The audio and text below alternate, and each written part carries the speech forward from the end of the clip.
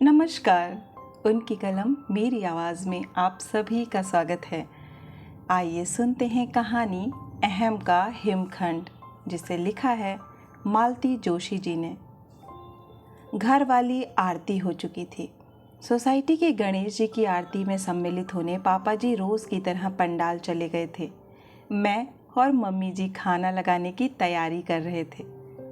तभी ये आकर खड़े हुए। मम्मी जी, इनका स्वर ज़रा कातर लग रहा था। क्या बेटा? मम्मी जी ने पूछा और फिर इनके चेहरे की ओर देखकर बोली, अरे तेरा मुंह क्यों इतना उतरा हुआ है? भूख लग रही है क्या? रश्मि बेटा, इसका खाना लगा दो। दिन भर बेचारा दफ्तर में दिमाग खपा कर आता है।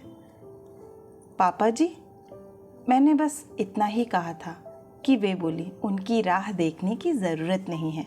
वहाँ भी पंचायत लगाकर बैठ गए होंगे, तो तू तो इसकी थाली लगा दे। तुम लोग मेरी बात तो सुन लो, बस शुरू हो जाती हो। हाँ हाँ बोल। मामा जी का फ़ोन आया था अभी। नानी की हालत बहुत ख़राब है। डॉक्टर ने जवाब दे दिया है, कह दिया है कि अब कुछ कहा नहीं जा सकता। जिसको बुलाना है बुला लो। इनकी बातें पूरी भी नहीं हो पाई थीं कि मम्मी जी धम से डाइनिंग टेबल की कुर्सी पर बैठ गईं और रोने लगी। मैं उनकी पीठ सहलाते हुए सांत्वना देने लगी। शांत हो जाइए मम्मी जी, सब कुछ ठीक हो जाएगा। पर मैं भी जानती थी और मम्मी जी भी कि कुछ भी ठीक होने वाला नहीं है। नानी माँ पिछले 2 साल से फेफड़ों के कैंसर से जूझ रही हैं। इस उम्र में जितना इलाज संभव था किया जा रहा था, पर वह बहुत कारगर नहीं है, यह सभी जानते थे। जब संभव होता मम्मी जी जाकर मिल आती थीं, पर मेरी नौकरी और नन्हे किंशुक के कारण ज़्यादा दिन रह नहीं पाती थीं। पापा जी जरा भी असुविधा सहन नहीं कर पाते हैं, इसलिए मम्मी जी का घर से निकलना कठिन होता था। पर इस समय पापा जी की असुविधा से ज़्यादा महत्वपूर्ण थी नानी जी। इसलिए मैंने इनसे कहा, सुनिए, इस समय 8 बज रहे हैं। अगर आधा घंटे में भी आप लोग निकल गए तो 12 बजे से पहले पहुंच ही जाएंगे। पापा जी को आ जाने दो, उनकी अनुमति बिना थोड़े ही जाएंगे। पर तब तक तैयारी तो कर लें। मैं मम्मी जी का बैग भरती हूँ, तब तक आप पेट्रोल भरवा लाओ, उतना ही समय बच जाएगा। रहने दो बेटा, वे जाने नहीं देंगे, मुझे मालूम है। मम्मी जी ने कहा, पेट्रोल तो भरवा लाता हूँ, बाद में जैसा तय होगा देख लेंगे। इनके जाने के बाद मैं मम्मी जी को कमरे में ले गई। हम लोग अपने काम में इतने डूब गए कि लंच की आवाज़ ही नहीं आई। वो तो किंशुक ने पुकारा, तब हमारा ध्यान गया। उसे गोद से उतार कर पापा जी ध्यान से हम दोनों को देख रहे थे। कहाँ की तैयारी हो रही है? उनका स्वर कठोर था। मैंने हिम्मत बटोर कर कहा, मामा जी का फ़ोन आया था, नानी माँ सीरियस हैं। तो डॉक्टर ने जवाब दे दिया है। वो तो बहुत पहले दे दिया था, मतलब अब एकदम चला चली की बेला है। वो मम्मी जी का जाना ज़रूरी है। ये कौन तय करेगा? तय तो आप ही करेंगे। मैंने सोचा तब तक उनकी तैयारी कर दूं। कोई शादी ब्याह में जाना है जो तैयारी करनी होगी। मैं चुप हो गई। तब तक ये आकर खड़े हो गए। आप कहाँ से पधार रहे हैं बरखुरदार? पेट्रोल भरवाने गया था, मतलब किसी से पूछने की ज़रूरत ही नहीं है। आप घर पर नहीं थे तो मैंने सोचा, यहाँ पंडाल तक ही तो गया था, कोई मर नहीं गया था। इसके बाद कमरे में सन्नाटा छा गया।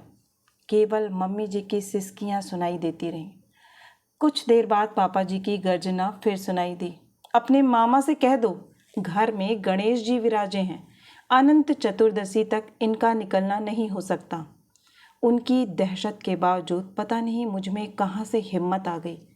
मैंने कहा, पापा जी, कायदे में तो आप दोनों को जाना चाहिए, पर कम से कम मम्मी जी को तो भेज दीजिए।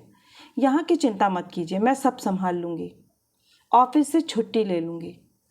उन्होंने आवेश से मुझे घूरा। मेरी हिम्मत जवाब दे रही थी, फिर भी मैं डटी रही। पापा जी, गणेश जी तो अगले साल भी आएंगे। हर साल आएंगे, पर नानी जी दोबारा लौट कर नहीं आएंगी।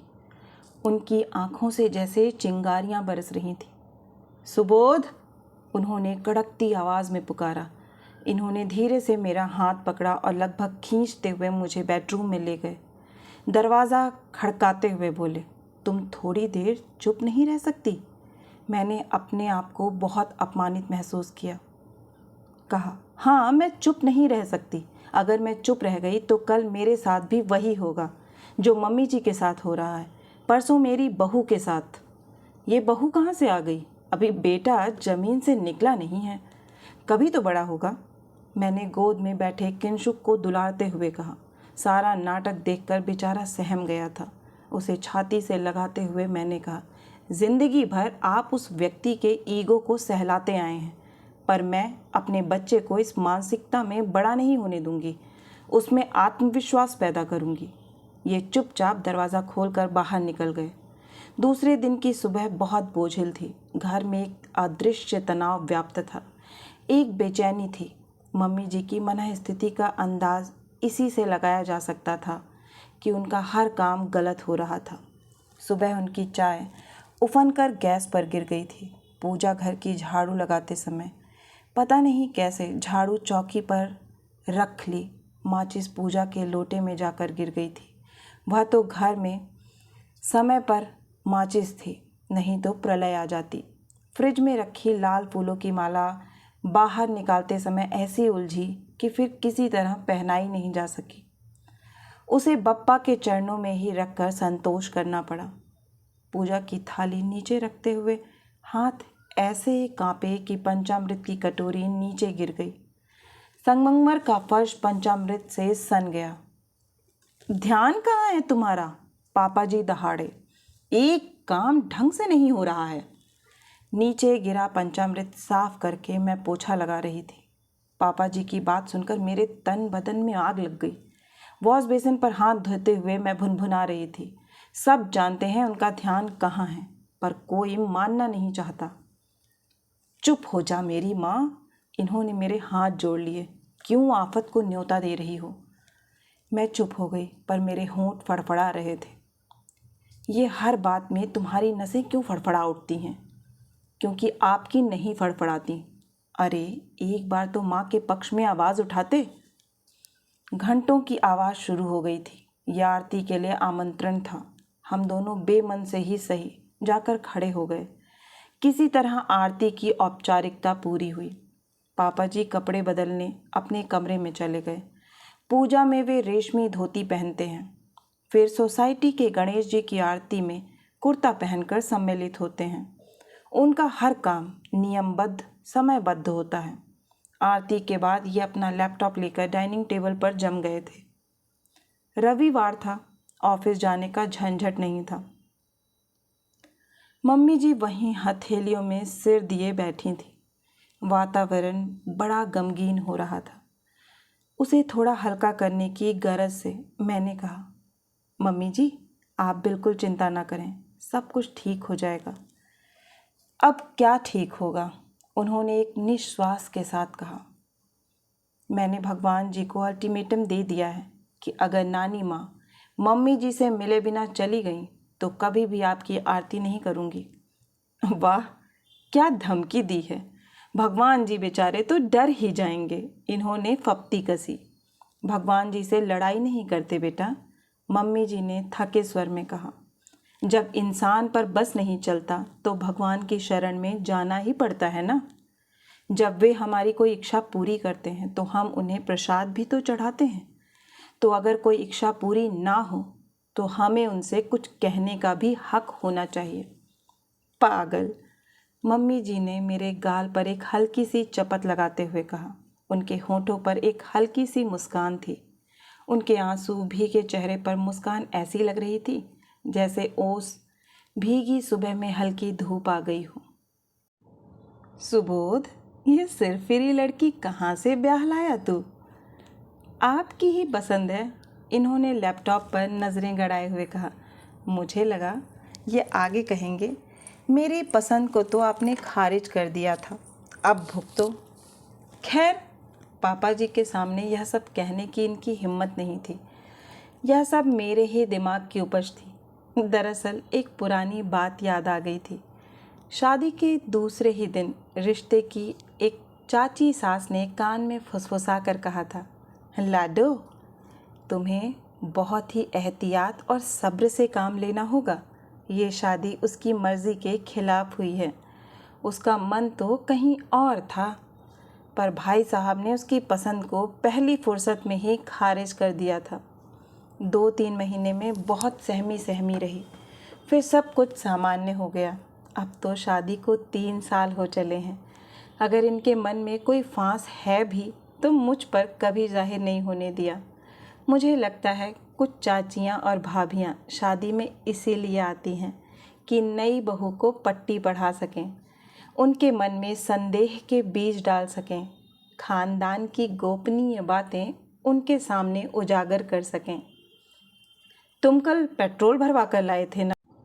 पापा जी पूछ रहे थे। जी। तो अपनी माँ को इंदौर छोड़ आओ, आज संडे भी है, छुट्टी का प्रॉब्लम नहीं होगा। ये एकदम उठ खड़े हुए। तो मैं तो तैयार होता हूँ, मम्मी आप भी तैयार हो जाओ। रश्मि, मम्मी का बैग ठीक कर दो। बैग तो कल ही ठीक कर दिया था। ओके मम्मी, अब जल्दी से तैयार हो जाओ, मुझे कहीं नहीं जाना है। अरे क्यों? अब तो पापा जी ने भी कह दिया है। उन्होंने कैसे मन से कहा होगा जानती हूँ, 40 साल से साथ हूँ। पापा जी दरवाजे तक पहुँच चुके थे, वहीं से दहाड़े, तो क्या अब स्टैम्प पेपर पर लिख कर दूँ? सुबोध, मैं पंडाल जा रहा हूँ, जब लौटूँ तब माँ बेटे मुझे घर में नहीं मिलेंगे, समझे? नादिर शाही फरमान जारी हो गया। अरे ये बात प्रेम से भी तो कही जा सकती थी, पर हर बात में इनका ईगो सामने आ जाता है। मम्मी जी की दाद देनी पड़ेगी। 40 साल इस आदमी के साथ कैसे गुजारे होंगे? मैं होती तो भाग जाती या आत्महत्या कर लेती। इन्हें लौटने में रात के 8 बज गए। स्वाभाविक ही था कि थक गए थे और उदास तो खैर थे ही। नानी माँ कैसी हैं? मैंने पूछा। बस सांस चल रही है और होश में है। सबसे अच्छी बात कि उन्होंने मम्मी को पहचान लिया, नाम लेकर बुलाया, गालों पर बालों पर हाथ फेरा। जाना सार्थक हो गया। और लोग भी आए होंगे, पूरा खानदान इकट्ठा हो गया है। कानपुर वाली मौसी, जबलपुर वाले मामा, बड़े मामा दिल्ली से मेरे साथ ही पहुँचे थे। मम्मी के साथ चाचा चाची रतलाम से आ गए हैं। मम्मी की मौसी, नानी की छोटी बहन भी बरेली से आई हैं। इतनी बुजुर्ग हैं, नाती को साथ लेकर आई हैं। मुझे सुनकर अच्छा लगा। होनी तो खैर टलने वाली नहीं थी, पर यही संतोष था कि दुख की इस घड़ी में मम्मी जी अकेली नहीं होंगी, पूरा परिवार उनके साथ होगा। सुबह 5 बजे का अलार्म लगाकर मैं उठी, फटाफट नहा लिया, फिर नाश्ते का इंतज़ाम किया। ऑफिस था तो टिफ़िन की तैयारी की, सबकी चाय बनाकर थर्मस में डालकर टेबल पर रख दी। फिर पूजा की तैयारी में जुट गई। पापा जी कमरे से बाहर आए तो उन्हें चाय देते हुए मैंने कहा, पापा जी वैसे तो मैंने सारी तैयारी कर दी है, पर एक बार आप देख लें। सुबोध उठ गया है क्या? ना उठा हो तो आवाज़ दे दो। ये आँख मलते हुए बाहर आए। पापा जी बोले, आज पूजा तुम कर लेना, मैं निकल रहा हूँ। अभी निकल जाऊँगा तो फ्यूनरल तक पहुँच जाऊँगा। फ्यूनरल? हम दोनों ने एक साथ पूछा। हाँ, रात 11 बजे फ़ोन आया था। तो आपने हमें जगाया क्यों नहीं? उतनी रात जगाने का कोई मतलब नहीं था, वैसे ही तुम दिन भर के थके हुए थे। मैं साथ चलूं? नहीं, अभी कल ही तो हो आए हो, फिर आज ऑफिस भी है, ये लोग भी यहाँ अकेले रह जाएंगे। एक काम करो, मुझे टैक्सी स्टैंड तक छोड़ दो, बस के चक्कर में नहीं पड़ूंगा।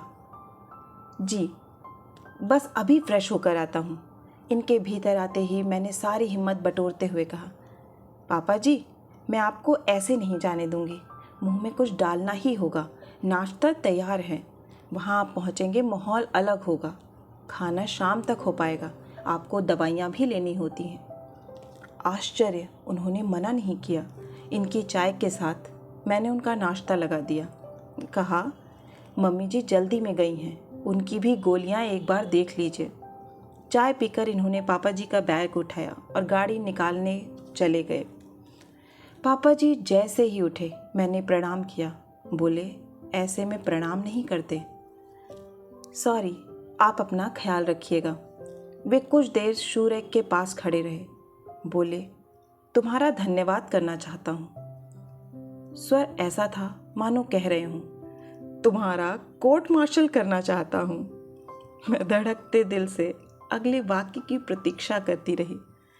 तुमने मुझे जीवन भर के लिए एक अपराध बोध से बचा लिया। तुम्हारा तरीका बेशक गलत था, पर इरादा नेक था, इसलिए माफ़ किया। और वे एकदम पलट कर चल दिए। इतनी बड़ी आत्मस्वीकृति के बाद उन्हें मेरे सामने खड़े होने से संकोच होगा, लेकिन मैं आनंद विभोर हो गई। Thank you Bappa, thank you very much, मैंने हाथ जोड़कर कहा। एक इंच भर ही सही, हिमखंड पिघला तो। आशा है कि यह कहानी आपके दिल को छू गई होगी। अगर आपको कहानी पसंद आई है तो मुझे प्रोत्साहित करने के लिए एक लाइक करें, अपनों के साथ शेयर करें। और हाँ, अगर आप इसी तरह की मनोरंजक कहानियाँ सुनना चाहते हैं तो इस चैनल से जुड़ना ना भूलें और चैनल को सब्सक्राइब करें। फिर मिलती हूँ एक नई कहानी या कविता के साथ। तब तक के लिए आप सभी का कहानी सुनने के लिए बहुत बहुत धन्यवाद।